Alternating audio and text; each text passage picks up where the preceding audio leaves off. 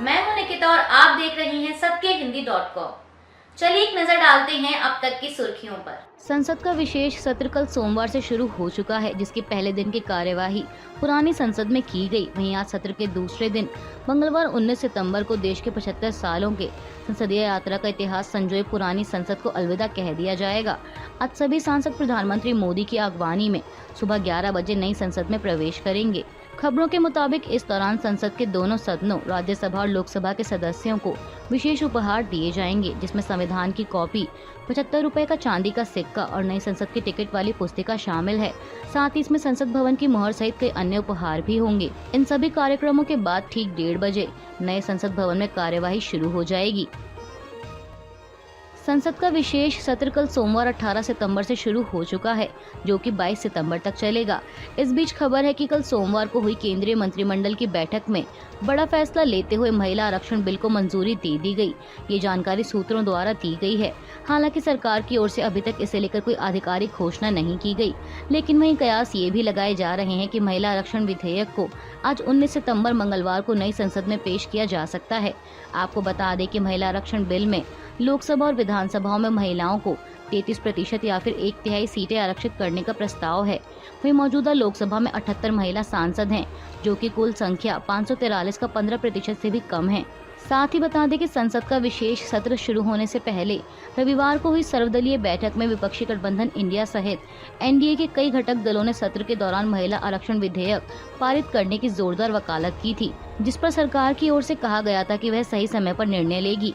इसके अलावा सत्र के पहले दिन जो गौर करने वाली बात रही वो ये थी कि प्रधानमंत्री मोदी ने सत्र शुरू होने से पहले कहा कि संसद का सत्र छोटा है, लेकिन समय के हिसाब से बहुत बड़ा, मूल्यवान और ऐतिहासिक निर्णयों का है।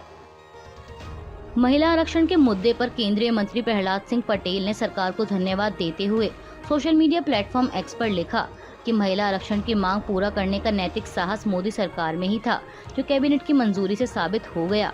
अभिनंदन प्रधानमंत्री नरेंद्र मोदी जी और मोदी सरकार का अभिनंदन। हालांकि उन्होंने बाद में अपना पोस्ट डिलीट कर दिया। केंद्रीय मंत्रिमंडल के महिला आरक्षण विधेयक पर लिए गए फैसले का कांग्रेस ने स्वागत किया है। पार्टी महासचिव जयराम रमेश ने सोशल मीडिया प्लेटफॉर्म एक्स पर लिखा कि कांग्रेस पार्टी लंबे समय से महिला आरक्षण को लागू करने की मांग कर रही है। हम कथित तौर पर सामने आ रहे केंद्रीय मंत्रिमंडल के फैसले का स्वागत करते हैं और विधेयक के विवरण की प्रतीक्षा कर रहे हैं।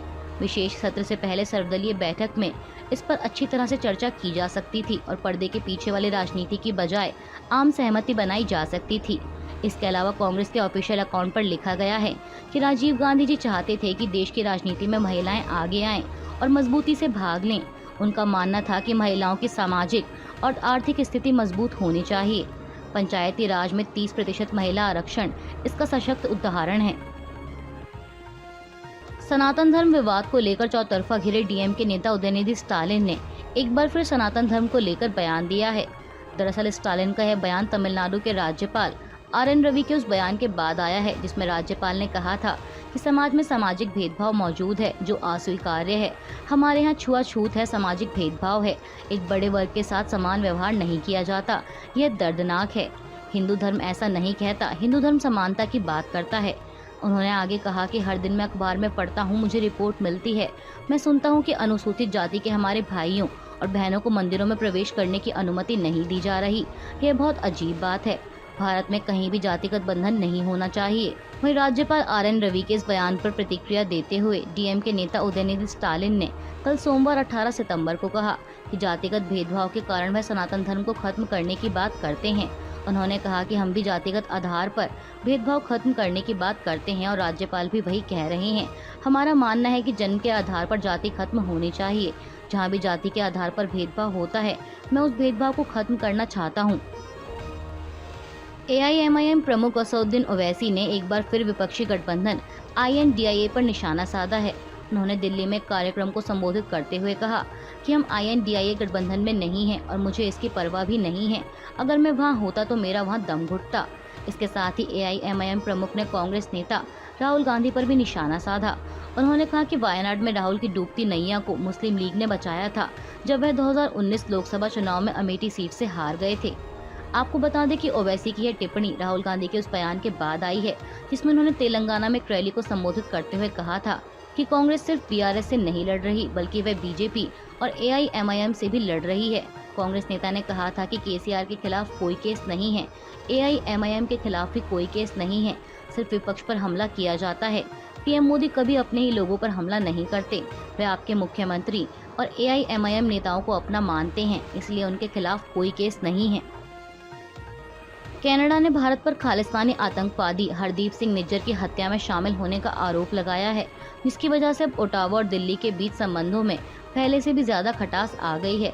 इतना ही नहीं, जवाबी कार्रवाई में कनाडा ने नई दिल्ली के इंटेलिजेंस चीफ को निष्कासित कर दिया है।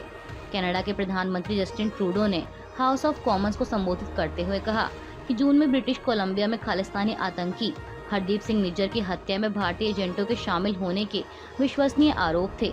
हमारी सरकार इन आरोपों की सक्रियता से जांच कर रही है। इसके साथ ही उन्होंने भारत सरकार से मामले को सुलझाने में सहयोग करने की मांग की। वहीं कनाडा की विदेश मंत्री मेलानी जॉली ने कहा कि जस्टिन ट्रूडो सरकार ने तुरंत एक्शन लिया है। अधिकारी का नाम लिए बगैर विदेश मंत्री ने कहा कि आज हमने एक सीनियर भारतीय राजनयिक को कनाडा से निष्कासित कर दिया है। जॉली ने कहा कि निष्कासित भारतीय राजनयिक कनाडा में भारत की विदेशी खुफिया agency research and analysis wing का चीफ है। आपको बता दें कि हरदीप सिंह निज्जर को भारत ने वांछित आतंकवादी घोषित किया था और 18 जून को गुरुद्वारे के पास खुलेआम उसकी गोली मारकर हत्या कर दी गई थी। निज्जर पर भारत में आतंकी हमला करने का आरोप था। निज्जर की हत्या को लेकर भारत और कनाडा के बीच तनाव लगातार बढ़ रहा है। दरअसल भारत खालिस्तानियों को पनाह देने पर कनाडा से नाखुश है। अभी के लिए बस इतना ही। बाकी की खबरों के लिए जुड़े रहिए सत्यहिंदी.com के साथ।